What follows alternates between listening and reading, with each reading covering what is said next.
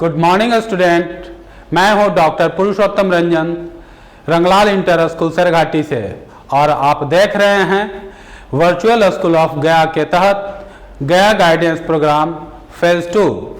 मैं लेकर आया हूं आपके सामने 11वीं कक्षा का भूगोल का पाठ्य पुस्तक भारत का भौतिक पर्यावरण, और भारत के भौतिक पर्यावरण के अध्याय भारत की वनस्पति और वन्य जीवों के बारे में मैं आज बताने जा रहा हूं।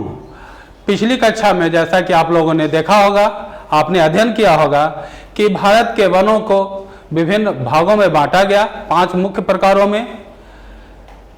आज हम उसके बाद की कड़ी को देखेंगे। जैसा कि आप इस स्क्रीन पर देख रहे होंगे कि आज का पाठ्य वस्तु विषय वस्तु क्या होगा, तो आप जब नज़र इस पर दौड़ा रहे हैं तो देखेंगे कि आज की कक्षा में सबसे पहले हम लोग भारत में वन आवरण के बारे में जानेंगे। दूसरा जो पाठ्य उद्देश्य होगा वह होगा वन संरक्षण, फॉरेस्ट कंजर्वेशन, वनों को संरक्षित क्यों किया जाए, उससे जुड़े तमाम पहलुओं का अध्ययन आज हम विस्तृत रूप से करेंगे। तीसरा जो उद्देश्य है वह है जानकारी का, फॉर्म वानिकी किसे कहते हैं, भारत में वन्य प्राणी संरक्षण की क्या स्थिति है, वन्य प्राणियों का संरक्षण क्यों आवश्यक है, कौन कौन से पहलू हैं वन्य प्राणी संरक्षण के। फिर उसके बाद में हम लोग देखेंगे जीव मंडल आरक्षित क्षेत्र किसे कहते हैं और उसे कितने भागों में बांटा गया है। तो इसे 4 भागों में बांटा गया है। नीलगिरी जीव मंडल निचय वन आरक्षित क्षेत्र भी उसको कहते हैं, नंदा देवी जीव मंडल निचय, तीसरा है सुंदरवन जीव मंडल निचय, और सबसे अंत में है मन्नार की खाड़ी का जीव निचय यानी जैव आरक्षित क्षेत्र। वन और जीवन के बीच में क्या ताल्लुकात है, क्या संबंध है। वन और जीवन प्राय एक दूसरे से काफ़ी कोरिलेटेड हैं, एक दूसरे से जुड़े हुए हैं, जिनको हम अलग नहीं कर पाते हैं। फिर है सामाजिक वानिकी किसे कहते हैं, इसका भी अध्ययन आज के अध्याय में हम लोग करेंगे, और वन्य प्राणियों के बारे में अध्ययन करेंगे। यह तो संक्षिप्त रूप हुआ कि आज हम जो विषय पढ़ेंगे उस पर एक विहंगम दृष्टि दौड़ाते हुए हम लोग देखें, और अब एक एक करके हम लोग पढ़ेंगे। सबसे पहले जो आज हम लोग पढ़ेंगे वह है भारत में वन आवरण। जैसा कि आप जानते हैं शाब्दिक अर्थ वन आवरण का कि एक घेरा है। किस चीज़ का घेरा? तो वनों का घेरा। तो वनों के घेरा को हम लोग वन आवरण कहते हैं। इसका जो हम रिकॉर्ड प्राप्त करते हैं भारतीय राजस्व विभाग से प्राप्त करते हैं। जैसा कि आप इस स्क्रीन पर देख पा रहे होंगे कि राजस्व विभाग से जो प्राप्त आंकड़े हैं उसके अनुसार भारत में वनों का प्रतिशत लगभग 24% से कुछ कम 23.28% के आसपास वन हैं। लेकिन वन तो हैं, लेकिन यहाँ पर जो हमने पढ़ा कि भारत में वन आवरण के बारे में, तो वन आवरण के बारे में राजस्व विभाग से जो परिभाषित किया गया है उस परिभाषा के अनुसार वैसा क्षेत्र जहाँ वृक्ष हो या नहीं हो उस क्षेत्र को हम लोग अधिसूचित क्षेत्र कहते हैं। जबकि वास्तविक रूप से जिस भाग पर वन ढका हुआ है वह क्षेत्र वनस्पति का झुरमुट भी हो सकता है, वह वन आवरण कहला रहा है। अब इसकी पहचान हम लोग करते हैं वायु चित्रों के द्वारा, एरियल फोटोग्राफी के द्वारा। इसका वन आवरण कितने क्षेत्र में फैला हुआ, वास्तविक वन क्षेत्र कितने क्षेत्रों में फैला हुआ, इसकी जानकारी हम वहाँ से प्राप्त करते हैं। भारतीय स्टेट फॉरेस्ट रिपोर्ट 2011 के अनुसार वास्तविक वन आवरण केवल 21% भाग पर है, जो कि 12.29% भाग पर सघन रूप से वन वाला क्षेत्र है। शेष भाग जो है वो विरल वन क्षेत्र का है। विरल मतलब वहाँ पर पेड़ पौधे एक दूसरे से काफ़ी दूर दूर पर हैं, पेड़ों की सघनता वहाँ पर कम देखी जाती है। ऐसे क्षेत्र को हम लोग विवरित क्षेत्र, वन विवरित क्षेत्र, या फिर हम लोग कहेंगे वनों का विरल क्षेत्र। जबकि सघन वन वाले क्षेत्रों का क्षेत्रफल मात्र 21% के आसपास में है। इसके बाद में हम देखते हैं कि वन क्षेत्र और वन आवरण में दोनों को यदि हम देखते हैं तो पूरे देश भर में राज्यवार भिन्नता पाई जाती है। तात्पर्य है कि सभी राज्यों में वन समान मात्रा में फैले हुए नहीं हैं, किसी किसी राज्य में वनों का क्षेत्रफल अधिक है, किसी किसी राज्य में वनों का क्षेत्रफल काफ़ी कम है। ठीक इसी प्रकार वनों के आवरण में भी हम क्षेत्रीय विषमताओं को देखते हैं। आप इस स्क्रीन पर देख पा रहे होंगे विभिन्न राज्यों को। लक्षद्वीप में वन क्षेत्रफल ना के बराबर है, 0 है। इसके विपरीत अंडमान और निकोबार में लगभग 87% क्षेत्रफल वन से ढका हुआ है। अब हम इसमें भी अलग अलग करके देखते हैं, 4 भागों में इसको भी बांटा जा सकता है। 10% से कम वन क्षेत्रफल वाले राज्य, 20 से 30% वाले क्षेत्रफल वाले राज्य, 30 से अधिक प्रतिशत क्षेत्रफल वाले राज्य। हम यहाँ पर देखते हैं कि 10% से कम क्षेत्रफल वाले राज्यों में जो हमारे राज्य हैं वह है राजस्थान, गुजरात, पंजाब, हरियाणा और दिल्ली। जबकि 10 से 20% वन क्षेत्रफल वाले राज्यों में आप देखते हैं तो पाते हैं कि इसमें प्रायद्वीपीय भारत के कुछ राज्यों को छोड़कर, जिसमें दादरा और नागर हवेली, तमिलनाडु और गोवा को छोड़कर जितने भी राज्य हैं वहाँ पर वनों का क्षेत्रफल लगभग 10 से 20% के बीच में है। 20 से 30% भूमि वाले क्षेत्रों के अधीन में जो है वह है शेष। और भी जो राज्य हैं, उत्तर पूर्वी राज्य में 30% से अधिक भूमि पर वन पाए जाते हैं। वनों के ऊपर में पर्वतों का प्रभाव काफ़ी देखा जाता है। पर्वतीय क्षेत्र में विभिन्न प्रकार की वनस्पतियां पाई जाती हैं। ऊंचाई में अंतर के साथ साथ पेड़ों की लंबाई, पेड़ों के प्रकार में भी अंतर पाया जाता है। अब हम यहाँ पर देखते हैं कि इन वन क्षेत्रों का कौन कौन सी भिन्नताएं पाई जाती हैं। वास्तविक वन आवरण में भी भिन्नताएं पाई जाती हैं। वास्तविक वन आवरण मतलब जहाँ पर जंगलों का विस्तार पाया जाता है उसमें काफ़ी अंतर पाया जाता है। जम्मू कश्मीर राज्य में मात्र 9.5% में वास्तविक वन पाए जाते हैं, जबकि अंडमान और निकोबार वाले क्षेत्र में 84% भूभाग पर वन हैं, जैसा कि आगे की तालिका में आप स्पष्ट रूप से देखेंगे। कुल 15 राज्यों में लगभग 33% वन से भी अधिक वन पाए जाते हैं। वनों का हमारे जीवन में काफ़ी महत्वपूर्ण स्थान है, क्योंकि वन जो होते हैं प्राकृतिक संतुलन बनाए रखने में मदद करते हैं, पारिस्थितिकी को संतुलित करते हैं। क्योंकि यहाँ पर विभिन्न प्रकार के जो पशु पक्षी पाए जाते हैं वो मांसाहारी भी होते हैं, सर्वाहारी भी होते हैं, शाकाहारी भी होते हैं। तो ये पर्यावरण को साथ ही साथ पूरे परिस्थितिकी को संतुलित करके रखते हैं। तो हमें यह जानना जरूरी होगा कि इन वनों के बारे में हम बेहतर तरीके से समझें। वास्तविक वन आवरण किसको कहते हैं? वास्तविक वन आवरण के अधीन वैसे क्षेत्र हैं जिनको हम लोग 4 भागों में बांटे हैं। वो एक तालिका के द्वारा भी आगे दिखलाया गया है। आप यहाँ पर देखेंगे कि इन चारों क्षेत्रों में वन की प्रतिशत मात्रा क्या क्या है।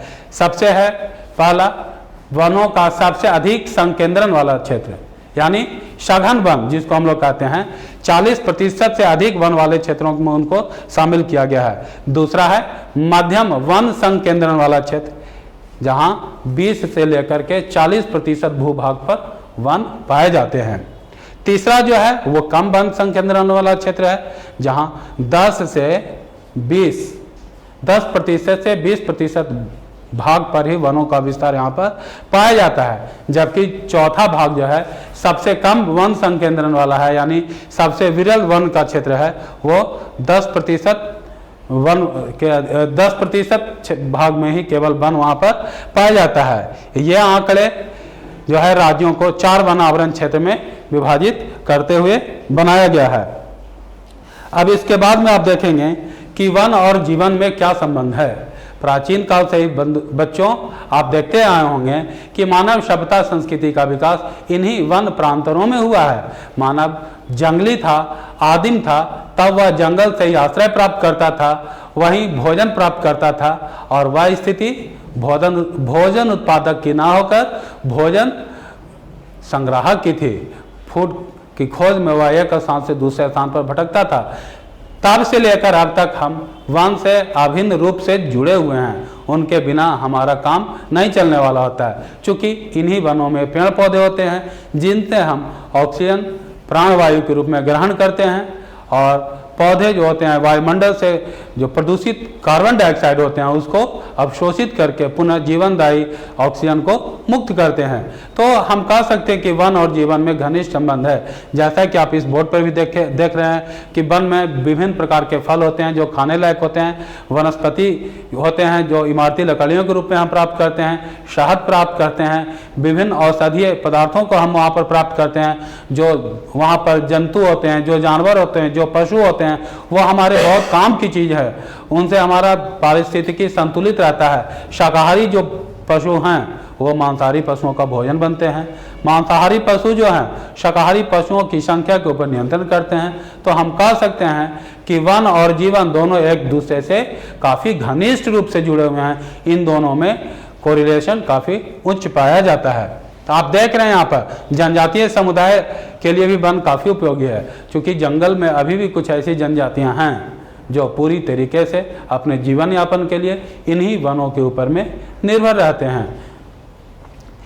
देश भर में 2001 में जो जनगणना हुई उसमें 593 जिला में से कुल 188 जिला जनजातीय जिला के रूप में चिन्हित किया गया।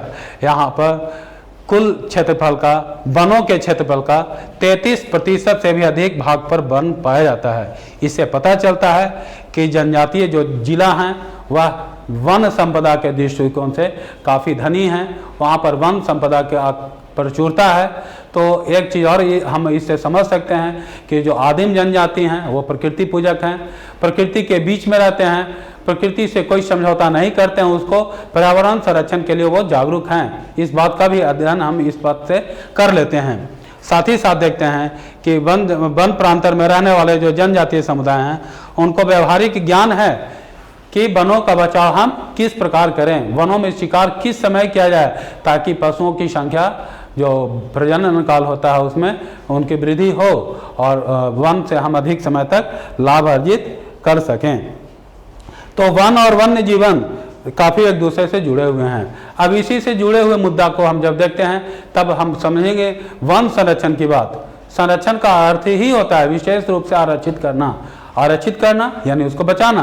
तो वन संरक्षण की आवश्यकता है, क्योंकि वर्तमान समय में हमारी जनसंख्या जो है काफ़ी तीव्र गति से बढ़ती जा रही है, जिसके वजह से जरूरी है कि इन वनों को बचाया जाए।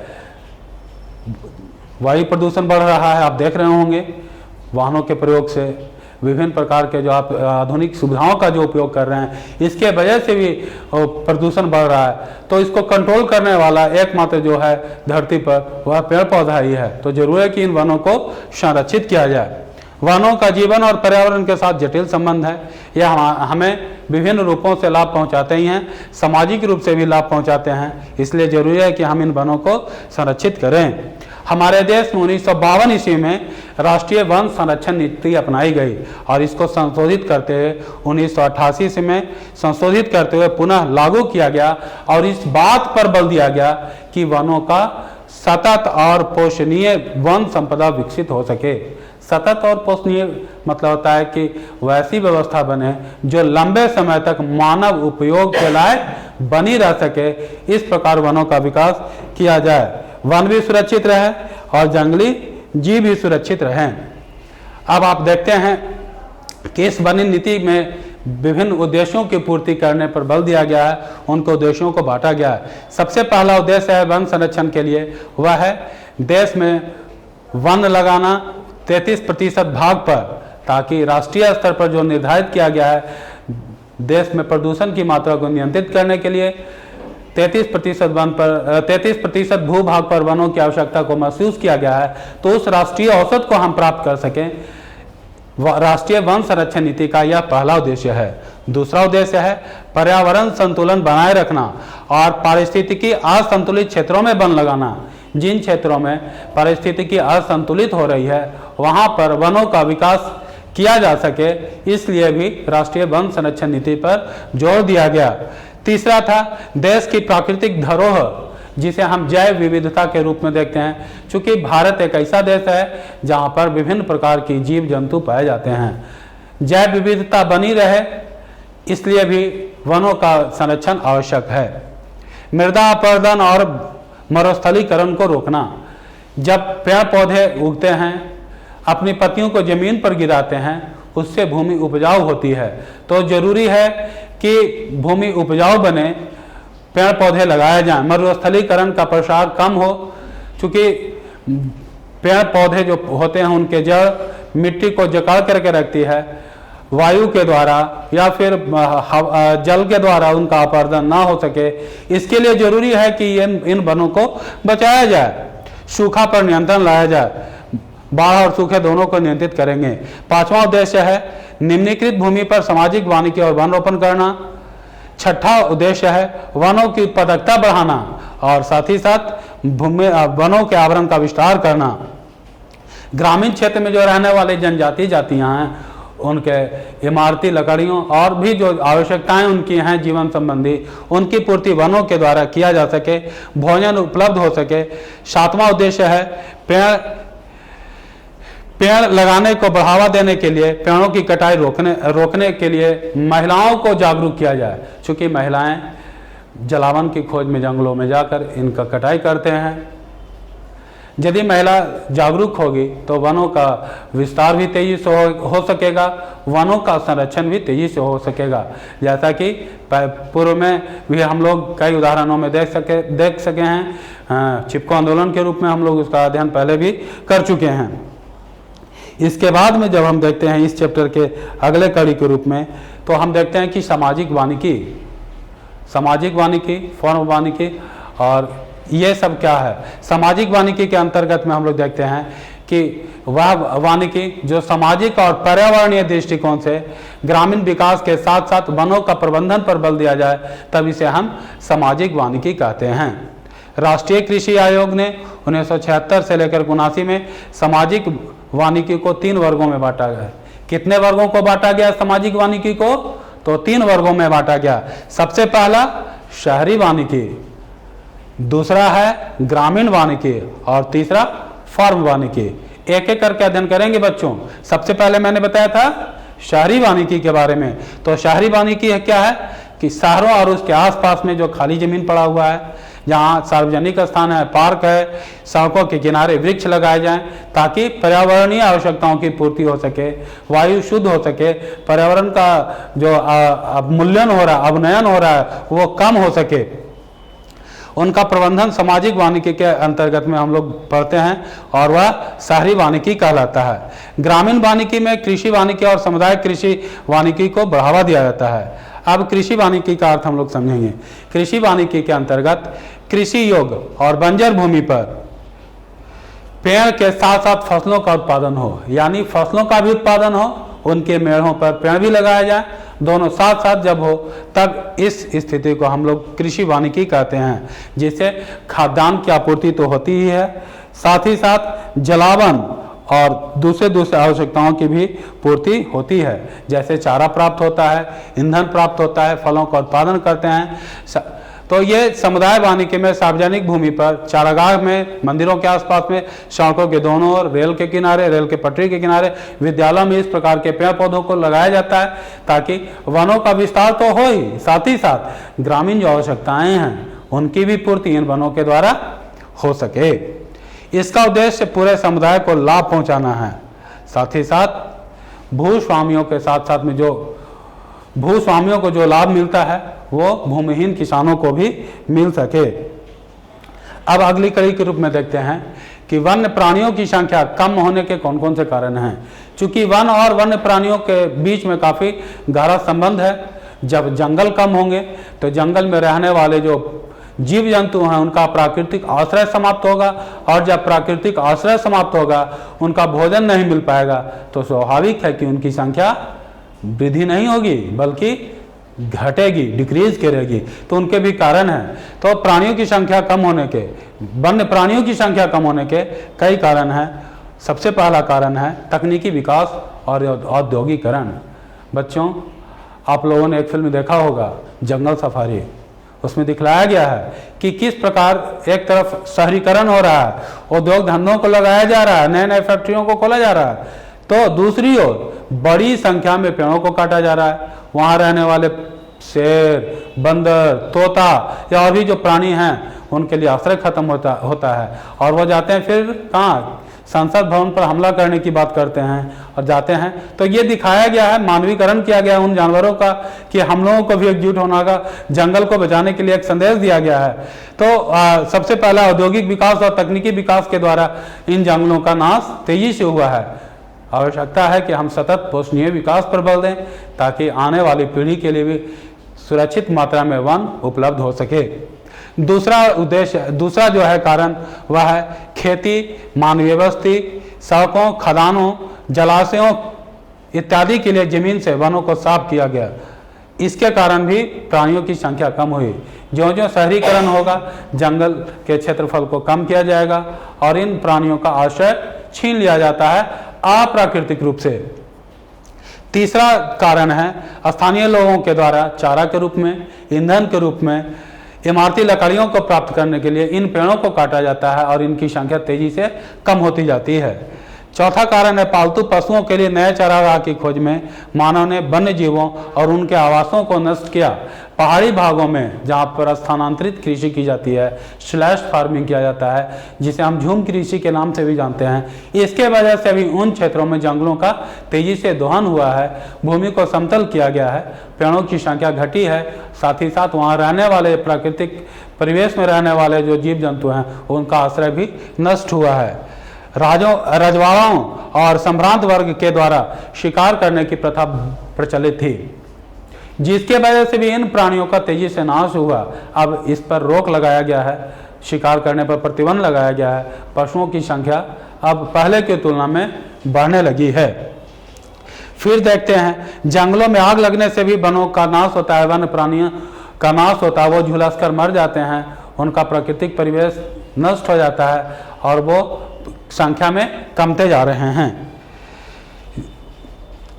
यह महसूस किया जा रहा है कि राष्ट्रीय वन और विश्व प्राकृतिक धरोहर को बचाने के लिए प्राकृतिक पर्यावरण, जिसको हम लोग बोलते हैं इको टूरिज्म, पारिस्थितिक पर्यटन को बढ़ावा दिया जाए, पारिस्थितिकी भी संतुलित हो और पर्यावरण को भी बढ़ावा दिया जाए। हमारे बिहार में भी इको टूरिज्म को बढ़ावा दिया गया है, राजगीर में भी जू सफारी और भी जो है हमारा उस तरह का क्षेत्र बनाया गया है जहाँ पर पशुओं के साथ साथ में लोग वहाँ पर आनंद उठा सकें, वो भी बचे रहें और फिर पर्यटन को भी बढ़ावा मिलेगा। घोड़ा कटोरा झील है, उसके आसपास में जू सफारी है, तो ये रोमांचक स्थल को विकसित किया जा रहा है पर्यटन के ख्याल से। फिर अगले पार्ट में हम लोग इसको देखते हैं, इन वन्य प्राणियों का संरक्षण कैसे किया जाए, क्या क्या उपाय अभी तक किया गया है, किन किन प्राणियों को बचाने के लिए परियोजनाओं का निर्माण किया गया है। तो सबसे पहले आप देखते हैं कि भारत में वन्य प्राणियों की बचाव की परिपाटी हमारा बहुत प्राचीन काल से आ रहा है। आपने कहानी सुना होगा, जंगल जंगल फूल खिला है, फूल खिला है, जंगल बुक की कहानी रुडयार्ड किपलिंग के द्वारा लिखा हुआ। इस पर फिल्म भी बनाया गया है, बच्चों को काफ़ी पसंद आने वाली यह फिल्म है, छोटे बच्चों के लिए वह काफ़ी प्रेरक, रोचक और ज्ञानवर्धक भी है। तो उसमें दिखाया गया कि किस प्रकार हम जंगल से जुड़े हुए थे, वन संरक्षण के प्रति हमारी क्या नीति रही है, हमारा क्या विश्वास रहा है। तो हम कह सकते हैं कि प्राचीन काल से ही हम वनों को धरोहर के रूप में देखते आए हैं। इन वनों के द्वारा हम अपना आस्था को जोड़ करके देखते आए हैं। तो हमारे वन्य प्राणियों के प्रति प्रेम का उदाहरण प्रस्तुत किया है जंगल बुक ने और पंचतंत्र की कहानियों ने, जो कि विष्णु शर्मा के द्वारा लिखा गया है। वन्य प्राणी अधिनियम 1972 ईस्वी में पारित किया गया। इसके द्वारा प्राणियों की संरक्षण और रक्षण की कानूनी बाध्यता तैयार की गई और कुछ प्राणियों को सूचीबद्ध किया गया रेड डाटा सूची के रूप में। रेड डाटा सूची में वैसे प्राणियों को शामिल किया गया है जो कि दुर्लभ हैं, संकटापन्न हैं, मतलब उनकी संख्या इस कदर कर चुकी है कि वह विलुप्त होने की स्थिति में आ गई हैं, तो उनके बचाने की बात की गई है। वर्तमान समय में जो व्यवस्था बनी है उसमें देश भर में कुल 103 नेशनल पार्क और 535 वन्य अभयारण्य हैं। अभय अरण्य जहाँ पशुओं को डरने की जरूरत नहीं, अभय हैं, वो बिना डर के हैं। अरण्य वैसा वन प्रांत जहाँ पर पशुओं को अपने परिवेश में, प्राकृतिक परिवेश में बिना डर भय के विचरण कर सकें, तो इस तरह के स्थापित किया गया है। वन प्राणी संरक्षण का दायरा अब काफ़ी बढ़ता जा रहा है। इसके लिए कई जैव आरक्षित क्षेत्रों की स्थापना की गई है। मानव कल्याण की असीम संभावनाएं भी इसमें हैं। यूनेस्को के द्वारा एक व्यवस्था किया गया है, मानव और जीव मंडल योजना, जिसको हम बोलते हैं मैन एंड बायोस्फीयर प्रोग्राम के तहत भारत सरकार ने वनस्पतियों और प्राणी जगत दोनों के संरक्षण के लिए कई महत्वपूर्ण कदम उठाए हैं। देश में पहला जो प्रोजेक्ट बना वह था प्रोजेक्ट टाइगर और प्रोजेक्ट एलिफेंट योजना। प्रोजेक्ट टाइगर 1973 ईस्वी में और प्रोजेक्ट एलिफेंट 1992 ईस्वी में, ताकि इन दोनों जो दुर्लभ किस्म के जो पशु हैं जिनकी संख्या कम होती जा रही है उनकी संख्या को बढ़ाया जाए। प्रोजेक्ट टाइगर 1973 ईस्वी से ही चलाई जा रही है। अब आप देखेंगे कि इसके बाद में और किन किन प्राणियों को संरक्षण की बात की गई है। प्रोजेक्ट टाइगर के अंतर्गत 1973 ईस्वी में किया गया और इसको आवास को बचाने के लिए प्रयास किया जा रहा है। मुख्य उद्देश्य है बाघों की संख्या को बढ़ाना। इसका लाभ भी दिखाई पड़ा है। बाघ के लिए आरक्षित क्षेत्रफल को बढ़ाया गया। जब इस कार्यक्रम की शुरुआत की गई उस समय 9 बाघ आरक्षित क्षेत्रों की स्थापना किया गया और वो कुल क्षेत्रफल पर फैला हुआ था 16,339 वर्ग किलोमीटर क्षेत्रफल पर। अब बढ़ करके 17 राज्य में इनका विस्तार हुआ है। 44 योजनाएं हैं बाघ को बचाने के लिए और कुल क्षेत्रफल जो है लगभग 37,000 वर्ग किलोमीटर पर विस्तृत किया गया। तो आपने देखा कि बाघ को सुरक्षित रखने के लिए सरकार के द्वारा बेहतर प्रयास किया गया, क्षेत्रफल बढ़ाया गया, उसके कारण उनकी संख्या भी बढ़ी है। 2006 में पूरे भारत में बाघों की संख्या मात्र 1411 थे। 1411 बाघ 2006 में थे।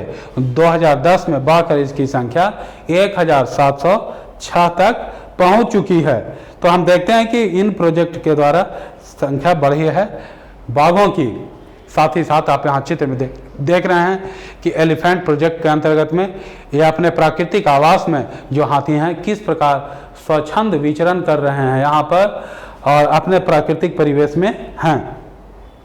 बाघ केंद्रित आधारित योजना तो बना ही गई, साथ ही साथ हाथियों को भी सुरक्षित किया गया, पारिस्थितिक तंत्र को भी सुरक्षित किया गया। पारिस्थितिक तंत्र को बचाए रखने के अलावा भारत सरकार द्वारा कुछ दूसरे भी जो जीव जंतु थे, मगरमच्छ प्रजनन के लिए परियोजना तैयार किया गया, हंगुल परियोजना तैयार किया गया और हिमालय क्षेत्र में पाई जाने वाली दुर्लभ किस्म की कस्तूरी मृग उसको सुरक्षित करने के लिए भी कस्तूरी मृग परियोजनाओं को चलाया गया है। इससे काफी लाभ दिखाई पड़ा है। अब हम लोग पढ़ेंगे जीव मंडल निचय के बारे में, जैव मंडल आरक्षित क्षेत्र के बारे में।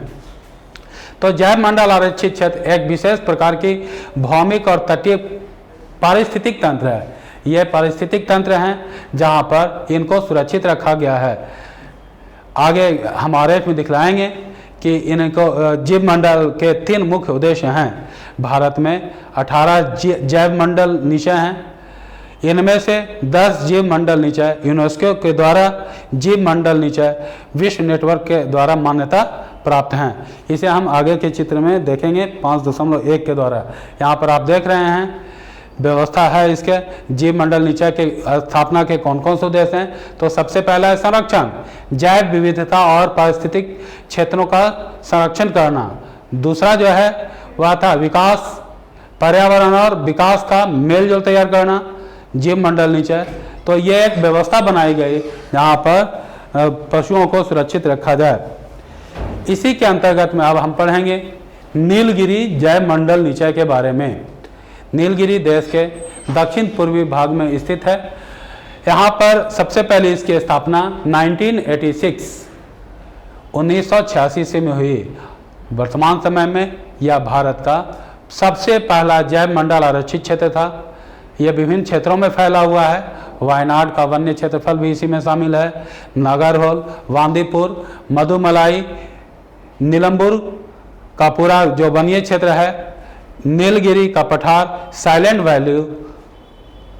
वैली, सिद्धवानी की पहाड़ियाँ शामिल हैं नीलगिरी जैव मंडल निचय के क्षेत्र में।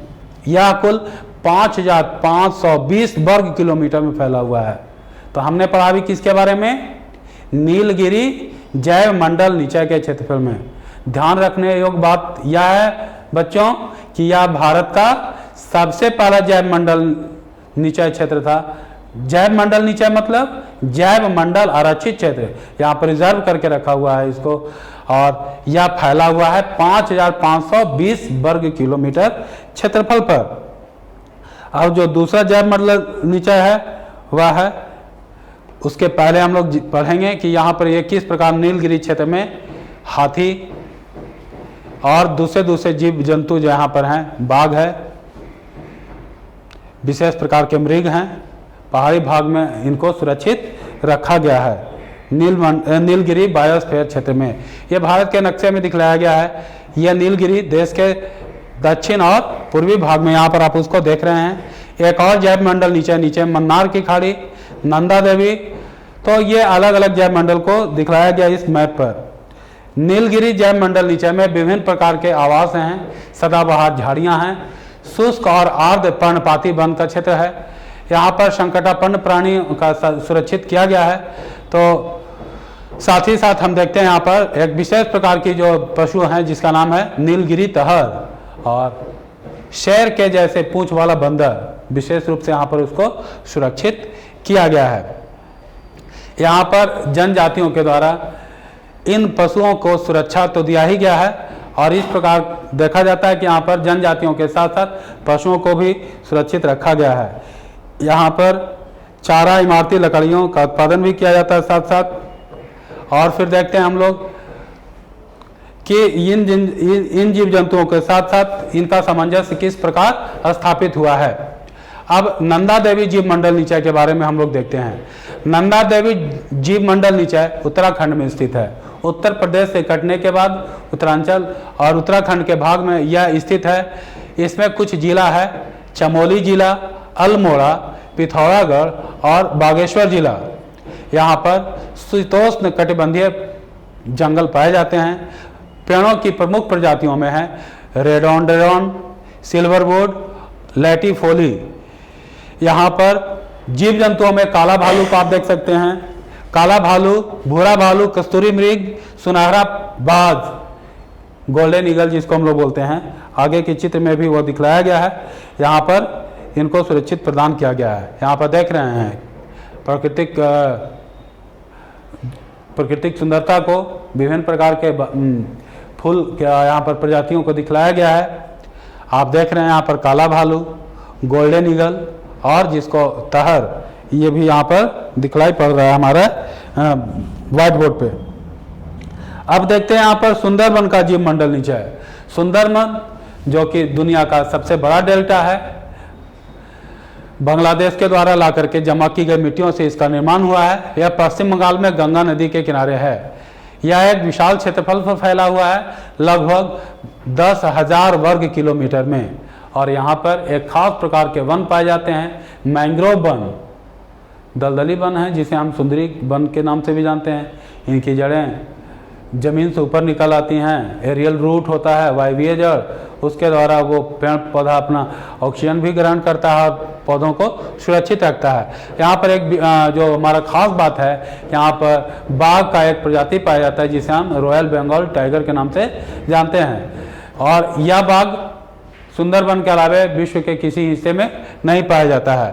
विभिन्न प्रकार के पक्षियों को भी यहाँ पर देखा जा सकता है। भौंकने वाले मृग होते हैं यहाँ पर, बार्किंग डियर, और सुअर भी पाए जाते हैं। लंगूर जैसे दुर्लभ शिकार को पकड़ करके भी ये लोग अपना जीवन यापन पूरा करते हैं।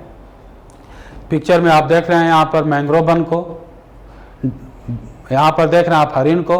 और सुंदर वन के जो मैंग्रोव वन है, मैंग्रोव वन में यहाँ पर बैठा हुआ हमारा रॉयल बंगाल टाइगर, जो कि भारत का राष्ट्रीय पशु है। अब आप देखेंगे यहाँ पर मन्नार की खाड़ी का जीव मंडल नीचे है। मन्नार की खाड़ी बच्चों देश के दक्षिणी भाग में है। मन्नार की खाड़ी जो है वह लगभग 1,05,000 हेक्टेयर क्षेत्र में फैला हुआ है। सबसे बड़ा जैव मंडल नीचे है यह। यहाँ पर समुद्री जीव पाए जाते हैं। समुद्री जैव विविधता का यह प्रमुख केंद्र है। यह 21 द्वीपों में फैला हुआ है। 21 द्वीप इसके अंतर्गत में शामिल हैं। यहाँ पर विभिन्न नदियों का ज्वार नद, पुलिन, तटीय पर्यावरण पाए जाते हैं। प्रवाल भित्ति भी है। यहाँ पर लगभग 3,600 प्रकार के पौधे और जीवों की संकटापन्न जातियाँ जो कि दुर्लभ हैं जिनका संख्या कम होते जा रहा है यहाँ पर पाई जाती हैं। विशेष रूप से 6 प्रकार के मैंग्रोव प्रजातियों के पौधे भी यहाँ पर पाए जाते हैं। बच्चों, इसके बाद में आप पिक्चर में आप देख रहे हैं कि मन्नार की खाड़ी में जो जीव हैं, समुद्री जीव हैं, कोरल है यहाँ पे, ये सारा कुछ समुद्री जो है पारिस्थितिकी तंत्र में पाए जाने वाले जीव जंतुओं को यहाँ पर दिखाया गया है। तालिका में दिखाया गया है संकटापन्न जैव मंडल नीचे में कहाँ कौन कौन से क्षेत्र में ये फैला हुआ है। इस डाटा के द्वारा आप अध्ययन कर लेंगे तो आसानी से समझ सकेंगे। इसका दूसरा भाग यह है, दूसरा भाग में आप देख रहे हैं कि डिब्रू साइकोवा दिहांग देवांग क्षेत्रफल में ये अरुणाचल प्रदेश में है, पंचमढ़ी जो कि मध्य प्रदेश में है, अगस्त्य मलाई केरल में है, अचन कमर अमरकंटक मध्य प्रदेश में, साथ ही साथ और भी छोटे छोटे कई जो जैव मंडल अभयारण्य जो बनाए गए हैं, सुरक्षित क्षेत्र हैं। कब स्थापित हुआ, कौन कौन सा क्षेत्र में फैला हुआ है, ये एक डाटा के द्वारा दिखाया गया है ताकि कम समय में आप इसको आसानी से बेहतर तरीके से समझ सकें। बच्चों, इस चैप्टर के बाद में कुछ प्रश्न उत्तर भी दिए गए हैं जिसका अध्ययन करके आप आसानी से आप पूरे जो पढ़ाया गया पाठ्यक्रम है उसको आसानी से समझ सकेंगे, बेहतर तरीके से अपना समझ विकसित कर सकेंगे। मिलते हैं अब हम अगली कक्षा में, तब तक के लिए धन्यवाद।